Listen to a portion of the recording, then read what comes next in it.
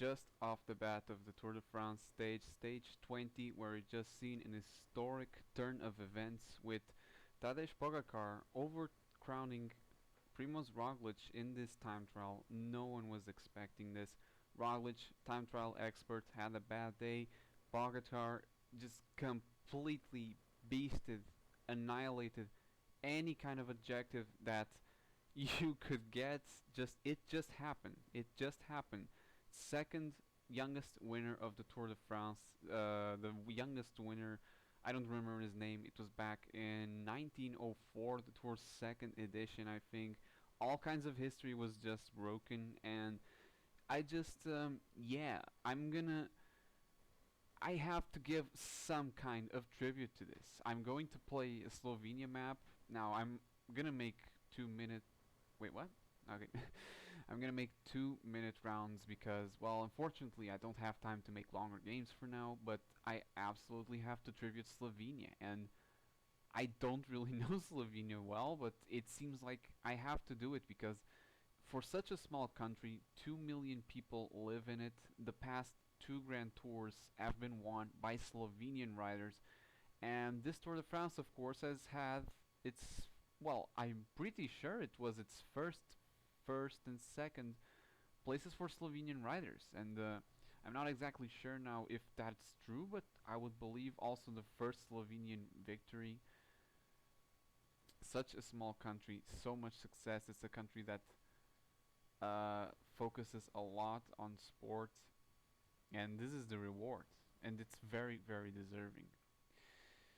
Now, let's get into the game. Now, yeah, as I said, I know very little about Slovenia. Now, I know the obvious basic things. Mountainous country, still with a lot of Alps, right here near the Strait of Trieste, which I believe it used to be a part of Slovenia.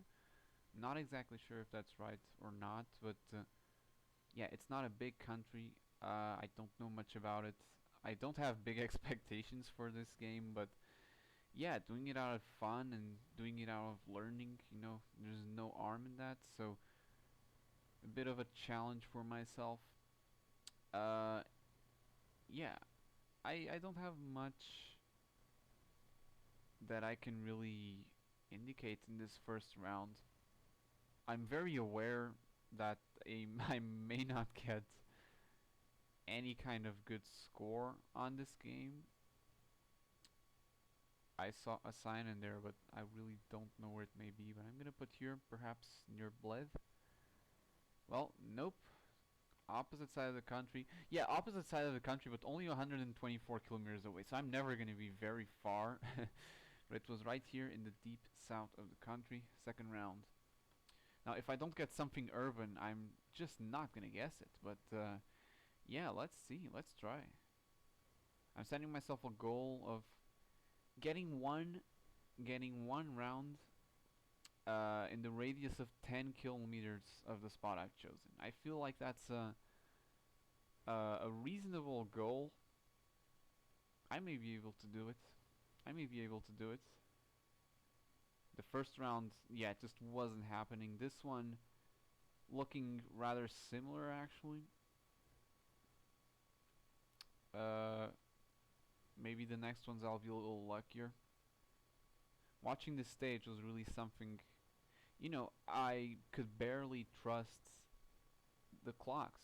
When I was seeing that Pogacar was starting to win sometime on Roglic, the first signs were 12, 13 seconds. I was sure that I think I can believe that, but it just started to go up so much, and it almost didn't feel real. And at some points, it was obvious that the clock was having some sort of mistake. However, I was never expecting that at some point those time gaps that looked to be GPS errors turned out to be true. Pogacar, Roglic didn't have his best day on the bike. It was obvious. He finished fifth.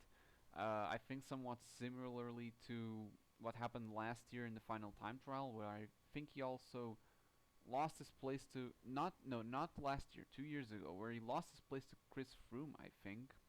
Don't quote me on this, I may be wrong. I think that he's struggling with third week time trials. Just Yeah, I also got no clue as to where this city would be. Oh, it was almost in the same place. Shit, I may go there in the next round again. I may go there in the next round. Okay, we have something more urban now. As I was saying, Roglic didn't have the best of days on the bike, but this was completely a Pogacar win. Pogacar, lots of different ways of saying it. Don't blame me if I say it wrong, if I spell it wrong. It was just an incredible performance, and throughout the whole tour, we had the idea that, Jumbo racing well. They had to defend Roglic because there was just no way that he was gonna lose. Uh, the yellow jersey, the lead in it, the yellow jersey in the final time trial. But it's happened. This was completely off their plans. It's what just happened. Wait, Kuroska. We are in the city of Kuroska, and we are in the border with Austria. This round I have good chances of succeeding, so I'm just making sure that I will get this one right. Maybe it's in the Austrian side. I have to make sure that I don't make mistakes here, because I have a chance of making a good score, of actually having the score that I ambition for this round. Ah, shit, I don't see. Can it have another name? Mescadolina. I don't know what that means, but Murska Sobota. Yeah, I'm not gonna get it. I'm not gonna get it. There's not many borders. I'm gonna go right with this one. Is it this one? Let's wait. Uh, it's his debut in the tour. It's incredible what Pogacar just did.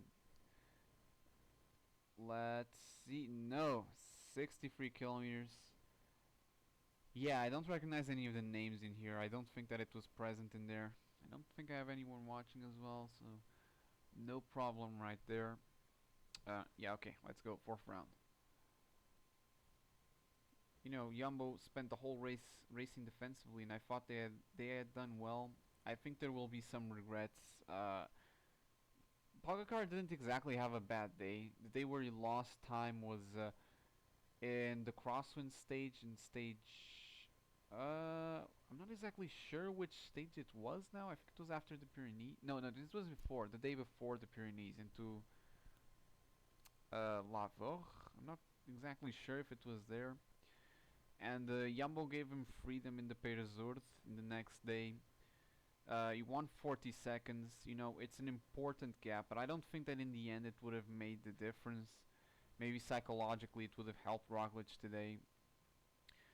But yeah, then they were just head to head, toe to toe. Both looked in equal legs. In Col de la Loz, Roglic. I mean, for me, Roglic showed that he was the strongest. A Grand Tour isn't just about being the strongest climber, which Pogacar at points seemed to be.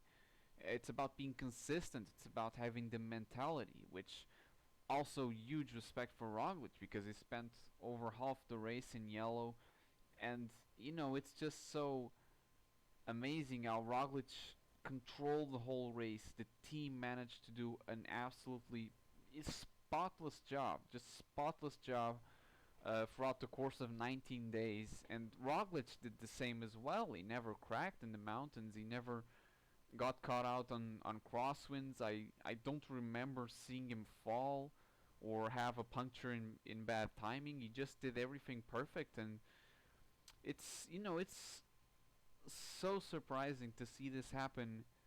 Let's see. Let's try the south again.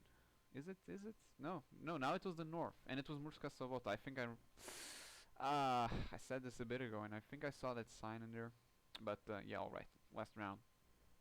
It's shocking to see how Roglic cracked on the time trial.